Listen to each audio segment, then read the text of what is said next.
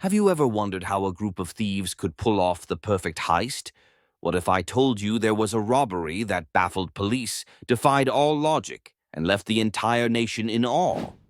This isn't just any ordinary robbery, it's the robbery of the century, and it happened in Buenos Aires, Argentina, on January 13th, 2006. 4 thieves, 23 hostages, and an entire nation watching. What went wrong for the police? And how did the thieves escape undetected? Stick around to find out the incredible, mind-blowing details of the Banco Rio Heist. On that fateful January afternoon, the call came in. Banco Rio was being robbed. The bank, located in the posh San Isidro neighborhood of Buenos Aires, was the perfect target. It was nestled in an area known for its wealthy residents, country clubs, and elite status. What they didn't know, however, was that this would soon become one of the most famous and mysterious heists in criminal history. As police swarmed to the scene, they quickly discovered that inside the bank were 4 robbers and 23 hostages. But what seemed like a typical hostage situation quickly escalated into something far more bizarre. The thieves, however, had no interest in making a grand escape, at least not the way anyone would expect. Banco Rio, now part of Banco Santander Rio, was one of Argentina's largest banks, with vaults full of wealth. But there was a twist. This wasn't your typical robbery. Instead of taking cash from the vaults, the robbers targeted the safe deposit boxes in the basement. These boxes weren't filled with just ordinary savings.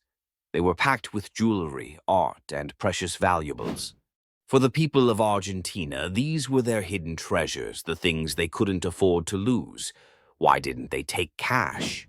After the 2001 economic crisis in Argentina, many people didn't trust the banking system anymore.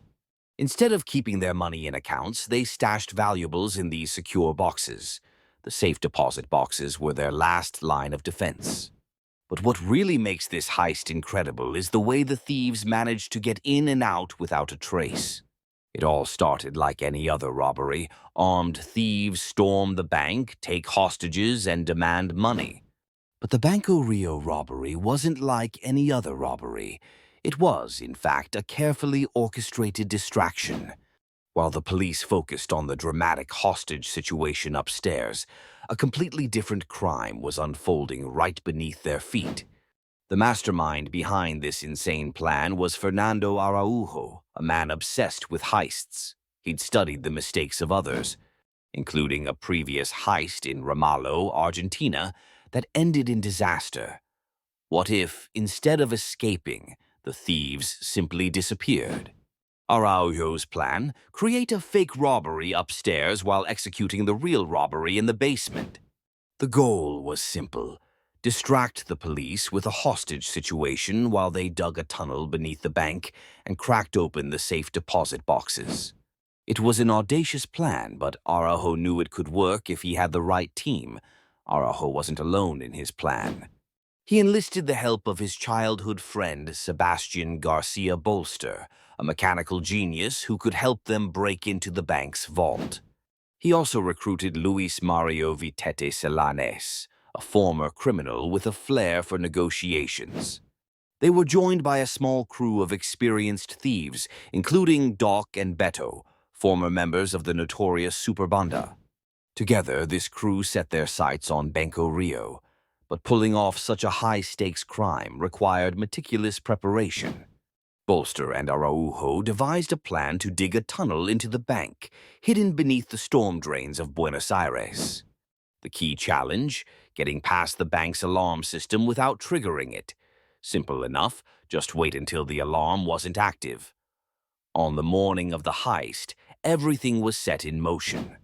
Bolster and Araujo's crew spent days digging a tunnel from the storm drain to the bank. They assembled a jackhammer to crack open the safe deposit boxes quietly, ensuring that no one would hear them working in the basement.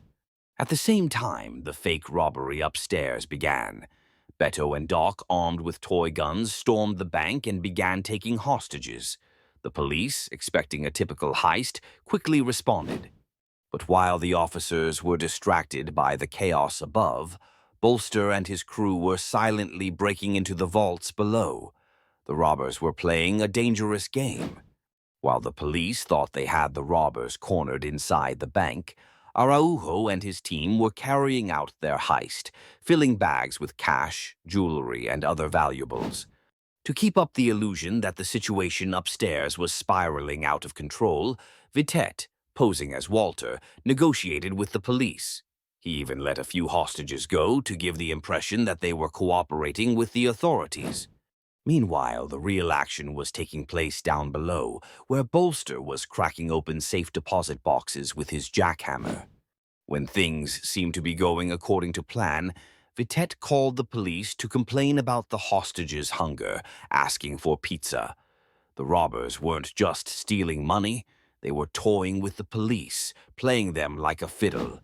After hours of tense negotiations, the robbers had everything they needed. They made their exit through the tunnel, covering their tracks as they went. But things weren't quite over yet. To further throw off the police, Bolster, being the brains of the operation, scattered credit cards across the streets, creating a trail that led nowhere. As the robbers emerged from the tunnel and into waiting Zodiac boats, they paddled through the storm drains, eventually reaching their getaway van, which had been parked blocks away. They made it out undetected, right under the noses of over 100 police officers. Meanwhile, inside Banco Rio, the police finally stormed the building, only to find that the robbers were long gone. The hostages were unharmed, the safe deposit boxes were emptied, and the thieves had vanished without a trace. For the nation of Argentina, the Banco Rio Heist became an instant legend. The robbers were seen by many as modern-day Robin Hoods. They had stolen from the rich without causing harm to anyone. But how did they get away with it? The answer came down to one simple mistake: Beto's big mouth.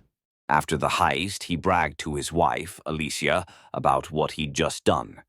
When things started going missing in their house, Alicia eventually turned on Beto, and the entire gang was exposed. The robbers were eventually caught, tried, and sent to prison. But their heist lives on in infamy, and the robbery of the century remains. One of the most daring and brilliant crimes ever pulled off. So could you pull off the perfect crime? If you've got the skills, the patience, and the guts, maybe you could. But one thing's for sure, even the best laid plans can unravel when someone talks too much. Do you think you could get away with something like this? Let us know your thoughts in the comments below. And if you enjoyed this dive into the world of heists, don't forget to like, subscribe, and hit that notification bell for more jaw-dropping true crime stories. Until next time, stay safe or maybe just stay out of trouble.